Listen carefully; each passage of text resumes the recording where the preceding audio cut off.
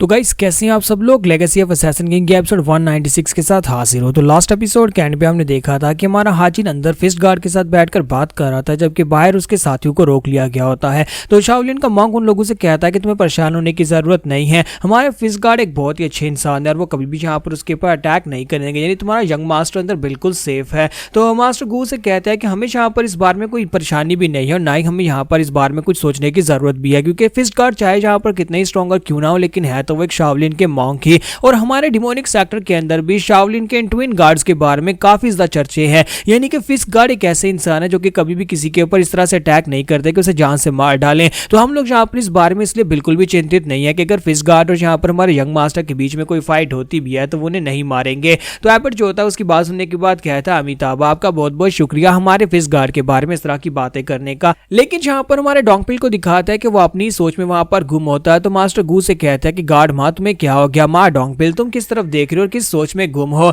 हमने यहाँ पर कहा ना कि इसलिए तुम्हें चिंतित होने की जरूरत नहीं, हमारे यंग मास्टर सेफ रहेंगे। जब किसी के साथ डोंगपिल उसे कहता है कि मैं तो यहाँ पर ये सोच रहा हूँ कि अगर फाइट हो ही जाती है तो फिर कैसे यहाँ पर शाओलिन को डिस्ट्रॉय किया जाएगा, कौन कौन से तरीकों से यहाँ पर शाओलिन को बर्बाद किया जा सकता है, मैं तो ये सोच रहा हूँ। तो ये बात सुनते ही एबर्ट जो होता है वो कहता है कि तुम तो एक बहुत ही खतरनाक किस्म की बात कर रहे हो, क्या तुम्हें अंदाजा भी है तुमने यहाँ पर क्या कहा है। तुम्हारा डोंगपिल कहता है कि हम लोगों के बीच में और तुम्हारे बीच में कोई समझौता नहीं है, और अगर यहाँ पर फाइट होती है और मैं क्योंकि यहाँ पर अपने यंग मास्टर का गार्डियन हूँ, चाहे वो यंग मास्टर को जान से ना भी मारे, लेकिन इसके बावजूद हमें यहाँ पर एक्शन लेना पड़ेगा और तुम्हारे शाओलिन को बर्बाद करना ही पड़ेगा। तो ये बात सुनती मास्टर गू भी वहां पर सोच रहे होते हैं कि मुझे लगता है कि हमारे डोंगपिल की जिम्मेदारी बाकी में बहुत ज्यादा हैवी है। अगर यहाँ पर फाइट होती है तो डोंगपिल क्योंकि उसका पर्सनल गार्ड है तो उसे यहाँ पर एक्शन लेना ही पड़ेगा, और इसलिए मुझे भी अब यहाँ पर फुल ऑन एक्शन में रहना पड़ेगा, किसी वक्त भी यहाँ पर फाइट करना पड़ सकती है। तो यही पर से नेक्स्ट सीन जो होता है डिमोनिक कल्ट का दिखाते हैं, जहां पर हमारे डीमन लॉर्ड जो होते हैं वो बैठे होते हैं और जनरल स्ट्रेटजिस्ट उसके पास आकर उसे कहते हैं कि एक बुरी खबर है, हमारे यंग मास्टर शाओलिन में चले गए और शाओलिन यहाँ पर से इतनी दूर है कि हम लोग यहाँ पर से उनके लिए मदद भी नहीं भिजवा पाएंगे। तो डीमन गार्ड उसे कहता है कि चिंता करने की जरूरत नहीं है, मैं उसकी एनर्जी के थ्रू यहाँ पर देख पा रहा हूँ कि फिस्ट गार्ड उसके सामने बैठा है, वो बुढ़ा मॉन्क उसके सामने बैठा है, तो तुम्हें ज्यादा परेशान होने की जरूरत नहीं है। तो हमारे जो जनरल स्ट्रेटजिस्ट होते हैं वो कहते हैं कि आप यहाँ पर से उसे देख पा रहे हैं, वो कहता है हाँ मैं यहाँ पर से उसकी डिमोनिक एनर्जी के थ्रू से सब कुछ देख पा रहा हूँ, मैं देख पा रहा हूँ कि उसके सामने जो बंदा बैठा है वो ट्विन गार्ड्स में से एक है, यानी कि वो फिस्ट गार्ड है, वो एक ऐसा इंसान है जो बहुत ज्यादा स्ट्रॉन्गर है, लेकिन उसके बारे में एक बात फेमस है कि वो कभी किसी को मारने के लिए अपने किलिंग इंटेंट को रिलीज नहीं करता। तो जनरल स्ट्रेटजिस्ट कहते हैं कि ऐसा लगता है जैसे आप पहले उससे मिल चुके हैं। तो वो कहता हाँ मैं उससे मिल चुका हूँ, उस वक्त मेरी एज तकरीबन 20-25 साल होगी, जब मैं पहली बार उससे मिला था उस वक्त मेरे अंदर काफी ज्यादा जोश था और जज्बा था कि मैं पूरे शाओलिन को बर्बाद कर दूंगा, लेकिन वो मॉन्क मेरे रास्ते में आया। उस वक्त उस मॉन्क के साथ मेरी फाइट होने वाली थी, लेकिन उस मॉन्क ने वहां पर मुझसे फाइट नहीं की। तो जनरल स्ट्रेटजिस्ट उसे कहते हैं लेकिन उसने फाइट क्यों नहीं की, तो हमारा जो डीमन गार्ड होता है उसे बताता है क्योंकि उस मॉन्क ने कहा कि उसे डर लगता है। तो जनरल स्ट्रेटजिस्ट कहते हैं कि उस वक्त भी आप इतने ही खतरनाक और पावरफुल थे। तो वो कहता है नहीं, इस बात से नहीं, बल्कि मुझे लगता है कि वो किसी और बात से डरता था, क्योंकि अगर यहाँ पर फाइट होती भी है तभी वो कभी भी यहाँ पर अपने किलिंग इंटेंट के साथ मुझे जान से मारने की कोशिश नहीं करेगा, जबकि मैं उसे जान से मार डालता। इसी वजह से उसने इस फाइट करने से मना कर दिया, उसने मेरे साथ फाइट की ही नहीं। लेकिन मुझे आज भी यहाँ पर याद है कि वो एक बहुत ही कमाल का इंसान है। हालांकि वो एक कमाल का इंसान है, लेकिन फिर भी यहाँ पर यंग मास्टर पूरी तरह से सेफ है, क्योंकि वो यंग मास्टर के ऊपर कभी भी अटैक करके उसे मारेगा नहीं। हालांकि फिस्ट गार्ड के पास जो मार्शल आर्ट्स है वो कंप्लीट मार्शल आर्ट्स है और वो भी अल्टीमेट लेवल की मार्शल आर्ट्स है। जिस तरह मेरे पास यहाँ पर अल्टीमेट लेवल की गार्ड के पावर्स हैं, वैसे उसके पास भी यहाँ पर अल्टीमेट गार्ड पावर्स हैं, यानी कि वो काफी ज्यादा पावरफुल मार्शल आर्ट्स है। लेकिन इसके बावजूद उसके अंदर एक चीज की कमी है और वो किलिंग इंटेंट की कमी है, वो किसी को भी जान से मारने के लिए अटैक नहीं करता। यहाँ पर फर्क इस बात से पड़ता है कि हमारा सियोर यांग क्या करता है, क्या हमारा यंग मास्टर वहां पर उसको मना पाएगा, क्योंकि उसको मनाना बहुत ज्यादा मुश्किल है। वो एक ट्रू मास्टर है जो कि सिर्फ और सिर्फ राइटियसनेस को ही फॉलो करता है, और अगर अभी तक वो वहां पर है तो वो राइटियसनेस का ही साथ देगा, वो कभी डिमोनिक साइड का साथ नहीं देगा। अब मैं यहाँ पर ये देखना चाहता हूँ कि हमारा यंग मास्टर क्या उसे मना पाएगा, क्योंकि अगर उसने शाओलिन को मना लिया तो फिर उसके हाथ में एक बहुत ही पावरफुल फोर्स आ जाएगी। तो यहीं पर से नेक्स्ट सीन हमें शाओलिन का दिखाया जाता है। लास्ट टाइम आपको याद होगा कि एपिसोड का एंड वहां पर हुआ था जहां पर फिस्ट गार्ड ने हमारे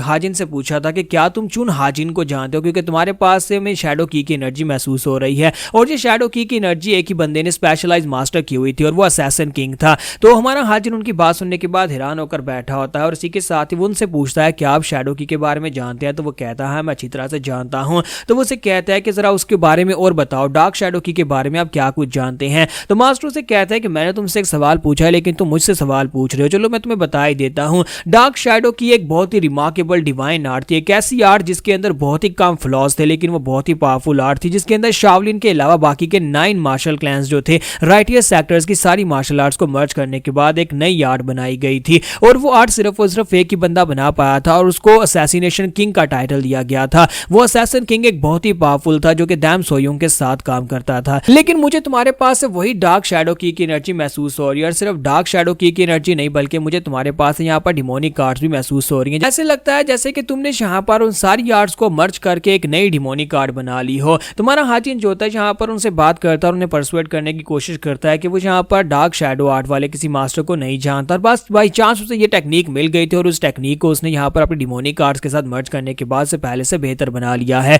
तो मास्टर जो होता है उसकी बातें सुनने के बाद जो होते हैं वो उसे कहता है कि मैं तुमसे सवाल पूछ रहा हूँ लेकिन उल्टा तुम मुझसे यहाँ पर सवाल पूछे जा रहे हो। तो हमारा हाचिन कहता है कि आपको इससे ज्यादा कोई जवाब मिलने वाला है भी नहीं, क्योंकि आप यहाँ पर जिस बंदे के बारे में जानना चाहते हैं वो तो मर चुका है। असैसिन किंग के मरने के बाद अब ये समझ लें कि अब मेरे पास उसकी आर्ट्स है और जैसे कैसे मुझे ये आर्ट्स मिल चुकी हैं। तो हमारा हाचिन जो होता है वो मास्टर से कहता है कि मुझे लगता है कि आप यहाँ पर इस बारे में परेशान नहीं है कि मेरे पास डार्क शैडो की क्यों है, बल्कि आप इस बारे में चिंतित है क्योंकि यहाँ पर डार्क शैडो की जिस टेक्निक से बनाई गई थी उसके अंदर शाओलिन आर्ट भी थी, और कहीं आप ये जानना चाहते हैं कि कहीं ये आर्ट जो है यानी आपकी शाओलिन की आर्ट डिमोनिक सेक्टर के अंदर सभी के पास तो नहीं चली गई। तो आपको परेशान होने की जरूरत नहीं है, ये आर्ट सिर्फ और सिर्फ मेरे पास और किसी और के पास भी नहीं है। तो मास्टर उठकर खड़े हो जाते हैं और कहता है कि मैं यहाँ पर तुम्हारी बात के ऊपर भरोसा करता हूँ कि तुम यहाँ पर सच बोल रहे हो। फिर साथ ही उसे कहता है कि अब मैं यहाँ पर तुम्हें बताता हूँ कि शाओलिन की प्रॉब्लम क्या है जिसकी वजह से हम लोग यहाँ पर राइटियस दुनिया के अंदर जो करप्शन हो रही है उसको खत्म करने के लिए कुछ भी नहीं कर पा रहे। तो हमारा हाचिन कहता है तो बताइए सर आपको यहाँ पर क्या प्रॉब्लम फेस करना पड़ रही है। तो मास्टर से अपनी डिवाइन आर्ट्स के बारे में बताते हैं कि हमारे पास कभी यहाँ पर 72 डिवाइन अल्टीमेट आर्ट्स हुआ करती थी,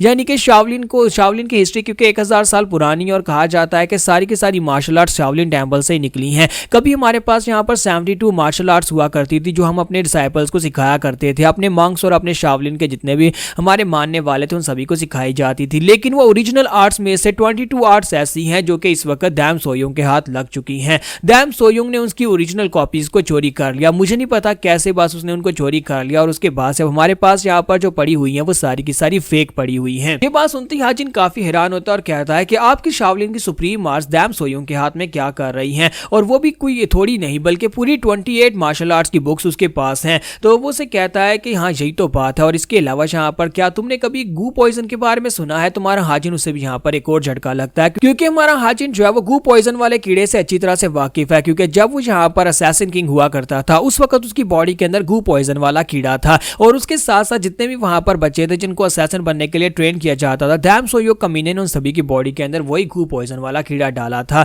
तो मां शाओलिन के मॉन्क जो होते हैं उसे कहते हैं कि यहाँ पर गू पॉइजन वाला जो कीड़ा है वो हमारी शाओलिन की आधे से ज्यादा जो सुप्रीम लेवल के एल्डर्स हैं उन सभी की बॉडी के अंदर है। ये बात सुनते ही हमारे हाचिन को और भी बड़ा झटका लगता है, वो उठकर खड़ा हो जाता है, कहता है क्या हमारे एबिट क्या वो सेफ है। तो वो कहता है नहीं एबिट भी नहीं, एबिट भी सेफ नहीं रह पाया, हमें नहीं पता उस कमीने ने ये कैसे किया, लेकिन उसने यहाँ पर हमारी आधे से ज्यादा एल्डर्स ऐसे यानी शाओलिन के अंदर बहुत सारे ऐसे लोग हैं जिनकी बॉडी के अंदर उसने गू पॉइजन वाला कीड़ा डाल दिया है। तो हमारा हाजिर उनसे उनको आगे डिटेल बताना शुरू कर देता है और कहता है कि मुझे अच्छी तरह से पता है कि गू पॉइजन वाला कीड़ा क्या करता है। अगर वो कीड़ा आपकी बॉडी के अंदर है तो आप अपनी मर्जी से कुछ भी नहीं कर सकते। जब अचानक से आपकी हार्ट बीट बहुत ज्यादा तेज हो जाती है, आपकी आंखों से खून रिसना शुरू हो जाता है, जहां तक कि आपको सांस फूलना शुरू हो जाता है, आपका सांस बंद होना शुरू हो जाता है और आपके इंटरनल ऑर्गन्स ऐसे लगता है जैसे कि उन्हें कोई चीज अंदर से खा रही है। और इसका इलाज सिर्फ और सिर्फ एक ही है, अगर डैम सोयोंग अपने पास से बनाई हुई स्पेशल पिल आपको देता रहे। जब तक वो अपनी स्पेशल बनाई हुई पिल आपको देता रहेगा तब तक आप यहाँ पर उस कीड़े से बचे रहेंगे। जैसे यहाँ पर उस कीड़ा